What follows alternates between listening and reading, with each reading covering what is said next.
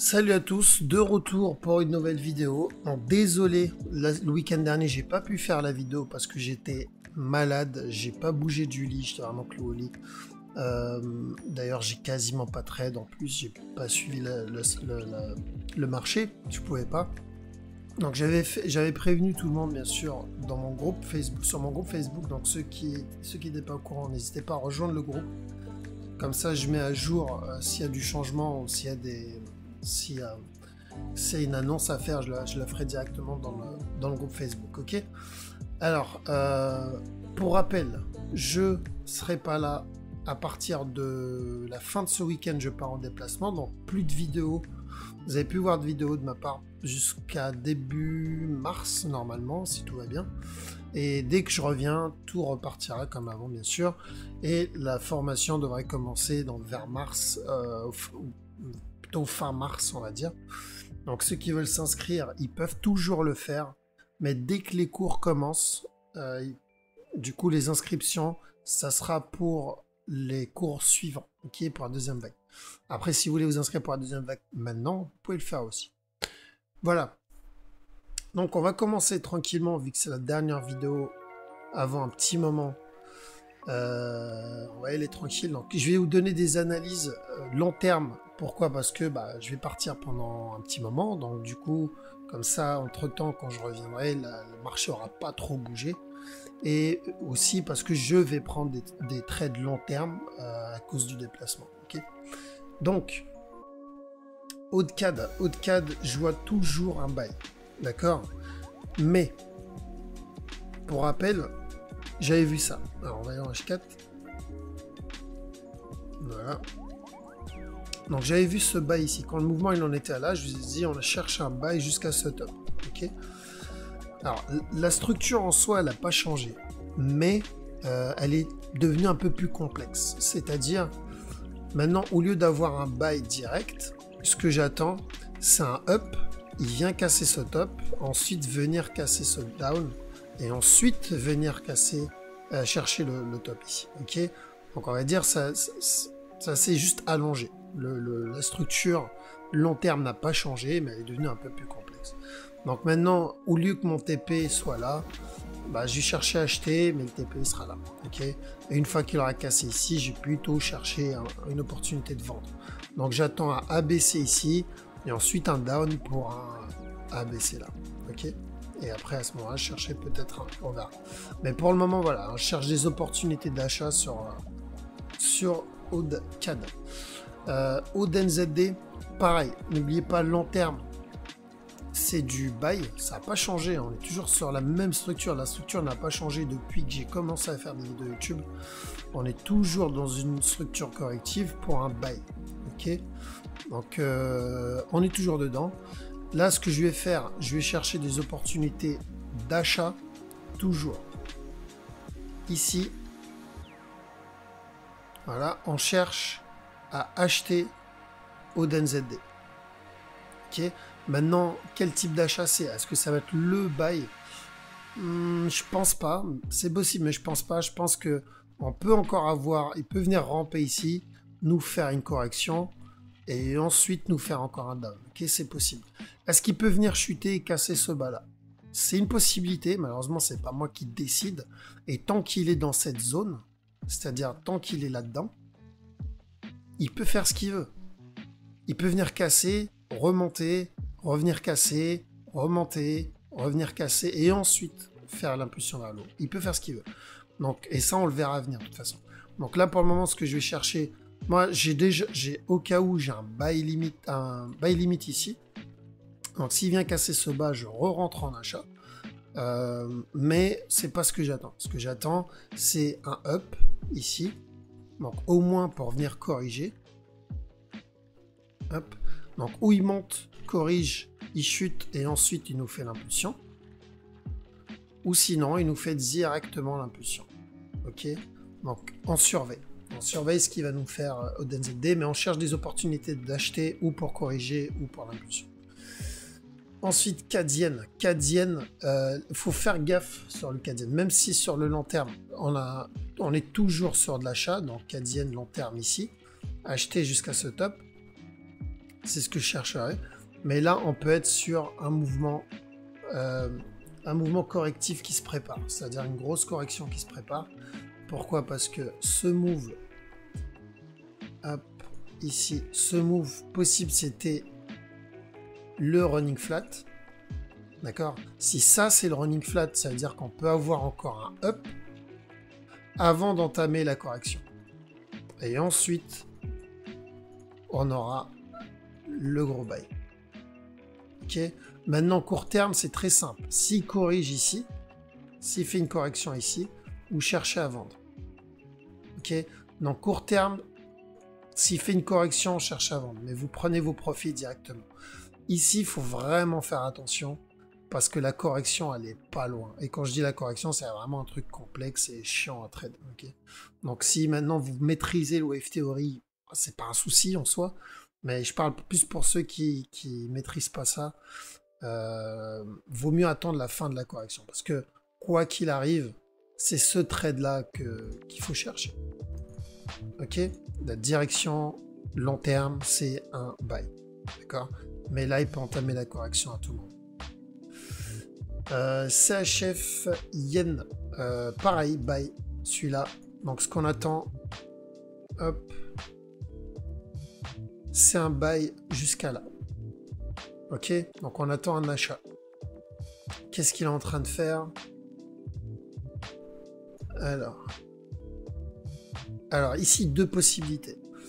Là, il y a une mèche. Sur la majorité des CHF, il y a un petit crash et il y a eu une mèche. Donc, si cette mèche, on la compte, dans ce cas-là, on a impulsion. Là, il est en train de faire la correction et on va avoir un up. Ok? Ou un gros up, ou juste un up correctif pour un autre down. D'accord? Parce que cette correction peut durer très longtemps. Maintenant, si on ne compte pas cette mèche, ça veut dire que le bas n'est pas là, mais ici. Et dans ce cas-là, on a eu ce up, et là, on est dans la correction. Et à ce moment, il peut nous faire encore un down ici. Là, il peut venir faire un down, casser ce bas, et ensuite faire le up. Et là, valider la correction pour un nouveau down. Okay? Donc, on est toujours dans la correction. Encore une fois, si vous maîtrisez pas le wave theory, trade là-dedans, c'est super dangereux. Okay? Donc, vous attendez la correction. Une fois que la correction est terminée, vous chercherez un achat. Mais faites gaffe à l'achat, parce que ça peut être juste une correction pour encore un down. D'accord? Zone de correction. C'est pour ça que j'annonce plutôt la direction long terme. Vous attendez la fin de cette correction et vous achetez. Voilà. Ça, c'est le move qui a le plus de probabilité. C'est le buy. D1. D'accord? Le DAX. Donc DAX, pareil, la structure n'a pas changé. Correction, et vous cherchez un buy. Dow Jones, je vous ai dit de l'acheter quand il était là, je crois. Bon, on est toujours dans le buy, le take profit, il est là, on n'est pas loin. Qu'est-ce qu'on a? Euro-Aude, sell. Voilà, comme on le voit ici, donc vous attendez la correction, sell. Donc ça peut être un expanding flat. Ici, on va aller dans H4.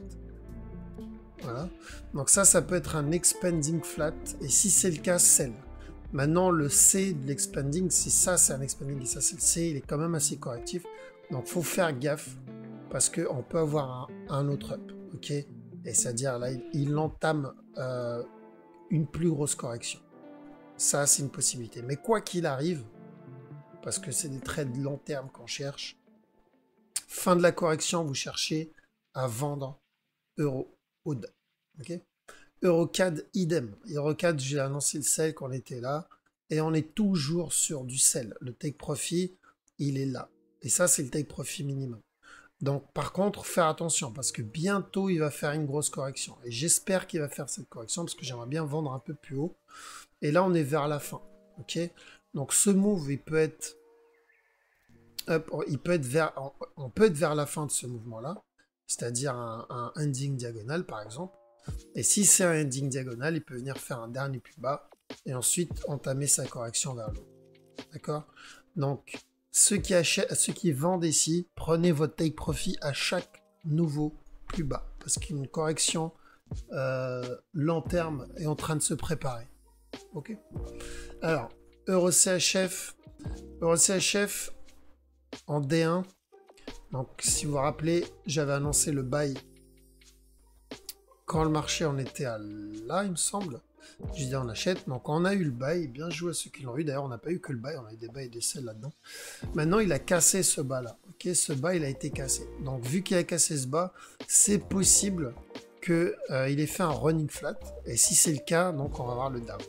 Ok. Maintenant, il peut faire un expanding flat et ensuite avoir le down. D'accord. Faut voir ce qu'il fait ici parce que je sais, il y en a, il m'a dit ouais, ce mouvement il est correctif. Bah, le problème c'est que EuroCHF, tous les mouvements sont correctifs, quasiment. Donc ça va rien dire. Le visuel du mouvement ne veut rien dire en soi. Donc ici, ça peut être un premier move, un A. Ça peut être par exemple une correction pour le B. Et là, il peut venir faire le C et ensuite nous faire un dernier up pour ce A, B, C. Ok, ça c'est une possibilité. Donc on surveille ce qu'il va nous faire là. C'est ce qu'il va faire ici qui va nous donner l'indication de la suite de l'étape suivante. Ok, mais EuroCHF, quoi qu'il arrive, on surveille, on fait attention pour ce move. Hop, ici, pour ce mouvement-là. Une fois que cette correction, si ça c'est une correction, une fois qu'elle est terminée, on va chercher à vendre. Ok. Court terme, il peut nous faire encore un up. On a quoi d'autre? Euro-yen. Euro-yen, idem. Ce qu'on cherche, c'est ce mouvement-là. Jusqu'à ce top, ici. Ok. Donc, court terme, il est dans une phase de correction. Donc là, hop, ça peut être une correction. Donc ici, il peut venir faire un régular ou peu importe ce qu'il fait. Et ensuite, chercher le bas. Mais quoi qu'il arrive, tout ce qu'il va faire ici, c'est juste la correction pour le buy. Ok, donc long terme, euro-yen, vous cherchez à acheter. Donc on a acheté ce buy, on a acheté ce up, on a vendu ce buy. Maintenant, on cherche à acheter ça. D'accord. Et ça peut mettre du temps. Je ne sais pas si vous vous rappelez dans cette zone-là, malgré qu'on cherchait à vendre, il a fallu être patient pour avoir ce down là. Là, il va falloir être patient pour avoir ce up là. EURNZD. EURNZD, j'attendais un buy quand il en était à là. D'ailleurs, cette impulsion m'a donné de faux espoirs. Mais j'avais annoncé cette possibilité. Si vous revenez un peu en arrière dans mes vidéos, je vous ai dit qu'il y avait deux scénarios. Le premier scénario, c'était, donc quand le marché en était à là, il me semble, j'ai le premier scénario, c'est il monte directement. Le deuxième scénario, c'est il nous fait un running flat, il chute et ensuite il monte. Ok. Là, apparemment, il est en train de valider le running flat. C'est-à-dire, il est venu, il est monté et là, il a chuté. Okay. Donc ça peut être un mouvement correctif qui est vers la fin. Et à ce moment-là, si c'est le cas, donc là, il peut continuer à ramper encore un peu. Si c'est le cas, on va avoir un up au moins qui viendra casser ce top.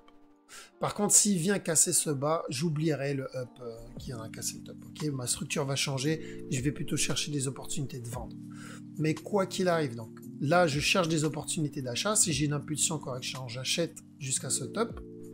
Tant qu'il ne casse pas ce bas-là, je cherche à acheter. Mais long terme, ce que je cherche, c'est à vendre. Là, on a l'impulsion. Là, il viendra corriger cette impulsion. Et ensuite, je chercherai à vendre. Ok? Impulsion, correction, impulsion. D'accord? Impulsion, correction, impulsion. Impulsion, correction, impulsion. Vous connaissez la chanson maintenant. Donc, c'est ce que j'attends. Donc, peut-être un dernier up. Peut-être un dernier up. Et ensuite, une fois qu'il casse, je cherche à vendre. EURUSD. EURUSD, deux possibilités sur ce move. Alors, je vous ai dit la dernière fois de toute façon, j'attendais un possible cassure et ensuite le down, où il peut venir chuter directement. Donc il a pris le deuxième scénario malheureusement, c'est pas ce que j'attendais. Et là, il y a deux possibilités. Première possibilité, c'est que ça c'est un A, ça c'est un B, ça c'est un C. Et donc on va avoir un up qui viendra casser stop pour ce A, B, C. Ok, ça c'est la première possibilité. Deuxième possibilité, alors je vais faire les mouvements en couleurs différentes. Faire en jaune. Deuxième possibilité, ça c'est un A, ça c'est un B, et ça c'est un C. Donc il va faire un regular flat, un running flat, pardon. Et ensuite venir chuter. Et après, possible avoir un autre up. Ou s'il casse ce down, s'il casse ce bas, hop, s'il vient casser ce bas, j'oublierai l'autre up. Mais dans les deux cas, il m'annonce quoi? Donc le premier scénario en bleu, possibilité d'un up qui viendra casser. Deuxième scénario en jaune, possibilité d'un up pour valider un running flat. Ok. Donc dans les deux cas, j'attends un possible up pour euro USD. Mais je vais pas le trade parce qu'il faut que je surveille et je ne pourrai pas surveiller là où je vais. Donc, mais pour vous, faites gaffe, ça peut être un running flat pour encore un down. Ok, donc faites attention à ça. Si vous l'achetez, vous attendez bien une correction avant d'acheter. GP4. GP4, ça n'a pas changé. L'annonce, je vous ai dit qu'il y aura un sell à la cassure. On a eu le sell, on est dans le sell. Maintenant, qu'est-ce qu'il est en train de faire? Il corrige, tout simplement. Là, il peut faire un running. Ça, c'est le A. Ça peut être le B. Il va venir faire le C et ensuite, on cherche à vendre. Okay. Maintenant, le problème, c'est que s'il fait ça comme correction, donc il y a de grosses probabilités qu'on ait encore un up avant le down. Ça sera, s'il y a encore un up, ça sera possible le dernier up avant la chute. Ok. Je vais pas rentrer dans les détails. Pourquoi? Parce qu'il faut faire, faut suivre mes cours pour vraiment comprendre. Mais s'il fait un up, ça sera une grosse probabilité que ça soit le dernier up. Ok. Maintenant, il peut tout de suite chuter. D'accord? Ce que j'espère, parce qu'on vend de toute façon. Mais s'il valide ce running, c'est possible qu'on ait encore un up. GBPUSD, toujours sell, pareil. J'ai annoncé le sell, ce sell, je l'ai annoncé quand il en était à là. Je vous ai dit, on va avoir un buy, et ensuite on va chercher à vendre. Et on est dans la vente. Donc on cherche toujours le sell sur GBP USD jusqu'à ce bas. Donc là, vous attendez juste la correction. Donc ce move, il peut être en train de commencer à corriger. Ok. Donc il a fait ce premier move, correction, deuxième move, correction. Là, il a fait le dernier move, possible le dernier move pour commencer la correction qu'on attend. Donc s'il corrige, on vend. Il faut voir c'est quoi comme type de correction ici qu'il va faire. Ok. Mais voilà, mais on cherche, encore une fois, GBPUSD à mettre la petite flèche, à vendre. Et je vous ai annoncé la vente quand on était dans cette zone. Je vous ai dit, on fait gaffe à vendre, on ne cherche pas à acheter. Je vous ai dit, on ne cherchait pas à acheter, même quand il était là, quand on était en mode agressif, j'ai dit on ne cherche pas à acheter. Ok. Et voilà. J'espère qu'il y en a qui ont cherché à vendre au lieu d'acheter. NZD4 d'idem, je vais chercher à vendre sur ce move. Pourquoi? Parce que ça a l'air quand même assez correctif. Donc j'attends s'il casse ce top. Ok, il faut qu'il casse ce top pour que ça le valide. Donc s'il vient casser ce top, à ce moment-là, je chercherai une opportunité, donc impulsion correction, et vendre jusqu'à ce bas. Mais il faut qu'il casse ce top. S'il casse pas ce top, la structure va changer. Ok, ça sera une structure plus chiante. Donc par contre, s'il monte et casse ce top, je chercherai à vendre. Mais en attendant un signal, j'insiste bien, attendez un signal en utilisant votre stratégie. Nous, on a notre stratégie. On a une façon pour rentrer. On a un signal qui nous annonce quand rentrer. Maintenant, si vous avez une stratégie avec votre technique, utilisez ça. Attendez ça avant de rentrer. Okay, ne rentrez pas n'importe comment. Parce que celui qui attend la cassure et il rentre bêtement, il peut monter le marché. Ok, là, il peut faire un contracting flat. Ok, ça peut être un A, ça peut être un B, et ça peut être un C. Ou même pas contracting, ça peut être un regular flat. Ça sera valable comme regular flat. A, B, C. Ok, donc faites gaffe, faites vraiment attention. Mais s'il vient casser, je chercherai un signal de vente sur le NZD4. Pourquoi? Parce que long terme, on attend toujours la même chose, ce running flat.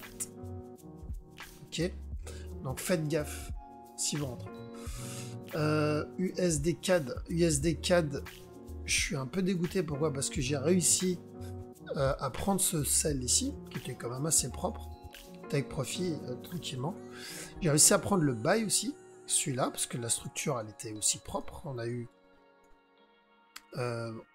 donc ce up, ce running flat, et donc j'ai eu ce buy, j'ai mis mon break-even, sauf que j'étais en train de dormir et j'ai pas vu le retournement, donc je suis sorti en break-even. Bon, j'ai eu le sell, c'est déjà ça. Mais maintenant, voilà, on surveille ce qui fait. Ce move a l'air quand même assez correctif pour toujours un up. Ok. Donc, à quel moment je vais chercher à vendre? Il faut qu'il vienne casser ce bas. Et il corrige sous ce bas. Uniquement là, je vais chercher à vendre, pas avant. Là, je chercherai plutôt des opportunités d'achat. Ok, donc il termine cette correction, on cherche à acheter. S'il vient casser ce bas et il corrige sous le bas, on cherche à vendre. Pas à vendre, parce que les deux sens sont possibles actuellement. À cause de ce move. Ce move, ça peut être un running, c'est possible. Voilà pourquoi je vous dis, s'il corrige là, on cherche à acheter. USD Yen. USD Yen, long terme, on est toujours sur du buy. On achète USD Yen ici. Jusqu'à... pardon, pas sur ce top là. Parce que là, il y a deux possibilités sur USD Yen. Première possibilité, c'est là, on est sur la correction. Ça, c'est un A, ça, c'est un B. Il va venir faire un C avant le up.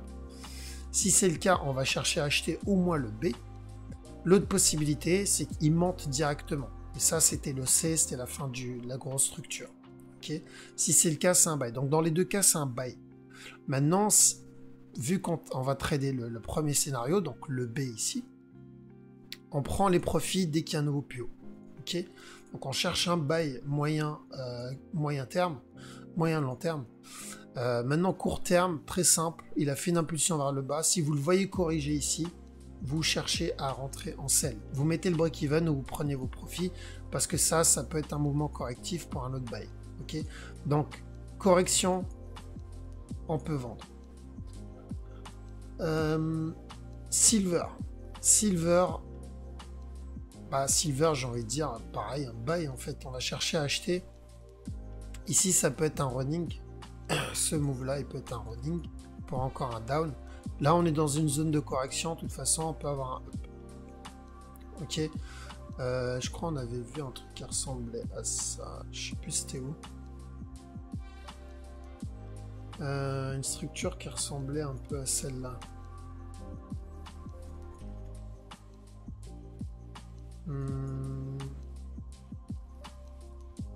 Je crois que non, c'était pas dans cette zone. Si c'était dans cette zone, je sais plus. Je l'avais trouvé, j'étais en train de la regarder la dernière fois. C'est une structure qui ressemblait vachement. Il me semble que c'était celle-ci. Avant le up, je crois que c'est celle-là. On a eu le up, on a eu la correction et un up. Et dès qu'il a fait la cassure, il est revenu corriger. Et ensuite, il est monté. Ok. Donc, c'est possible qu'il nous fasse la même chose. C'est un up, venir à la correction, un up, et dès qu'il a cassé, il vient corriger et ensuite monter. Okay. Donc, silver, on cherche toujours un buy, mais il y a il y a deux scénarios sur le silver. Premier scénario, celui qu'on voyait, c'est-à-dire un buy. Ça, c'est le A, ça, c'est le B, c'est le C, et il viendra casser ici. Okay. Deuxième scénario, ça, c'est le A, ça, c'est un A, ça, c'est le B, et ça, c'est un C. Il nous valide un running flat ici pour un A, B, C. Et ensuite, on a le... Ok, donc c'est possible qu'il aille continuer un peu à monter et ensuite il chute, venir casser. Personnellement, j'espère qu'il va venir rechuter une dernière fois. J'ai envie d'acheter encore plus bas. S'il revient chuter, là, je vais vraiment acheter et je vais acheter pas mal. Je vais risquer peut-être un peu plus sur ce trade. Mais je vais continuer à acheter quoi qu'il arrive au cas où il continue à monter et il valide le premier scénario. Donc premier scénario, il monte, il valide le regular flat. Deuxième scénario, il valide un running flat là-dedans, faire un dernier plus bas et ensuite il vient casser ce top avant de chuter. Donc on surveille dans les deux cas un buy sur le silver. Et voilà. Quelqu'un m'a demandé d'analyser une crypto. Donc, moi, j'investis long terme sur le Ripple. À savoir, j'ai fait une analyse il y a un an de ça, je crois. Enfin, quand le marché on en était à là, quand le Ripple il en était, à ici, dans cette zone-là. Et j'avais annoncé ce buy. Et on l'a eu le buy. Je m'attendais pas à ce qu'il monte jusqu'à là, mais on a fini par l'avoir. Donc moi, je ne traite pas court terme la crypto. J'investis dans la crypto. D'accord? Et vu que j'investis dans la crypto, bah, tout ce que je peux vous dire, c'est acheter. On a eu l'impulsion, on est dans une correction. Vous connaissez le principe du wave theory. Prochain move, c'est un up. Maintenant, est-ce que ça va être le up tout de suite? Je pense pas. Je pense qu'on va avoir la possibilité, un autre up qui vient casser ce top. Ensuite, il revient casser le bas avant de monter. ou sinon il vient casser ce bas maintenant, il monte mais il casse pas ce top, donc il vient faire ça, il monte et ensuite venir faire encore un bas et après monter. Ok, donc casse le top, bas, up, et je vais mettre le stop en rouge, il rampe, il casse le bas, up sans casser le top, il vient faire le bas et ensuite le up. Ok, c'est les deux possibilités, mais dans les deux cas, à chaque fois qu'il fait un nouveau bas, je vais acheter le Ripple. Ok, j'investis principalement que dans le Ripple, ou sinon c'est d'autres coins pas connus. Voilà, voilà. Donc, n'oubliez pas, hein, c'est la petite dernière vidéo. Donc, utilisez ça pour trade sur le moyen terme, long terme, en utilisant votre stratégie. Contactez-moi sur Telegram, je pourrai normalement répondre. Je devrais avoir la Wi-Fi là où je vais pour répondre à vos questions et autres. Pour les inscriptions, pareil, je pourrai toujours vous assister si vous voulez vous inscrire pour la première vague qui va débuter dans pas longtemps, fin mars. Et voilà. Donc sur ce, je vous souhaite un très très bon week-end et je vous dis à la prochaine. Ciao.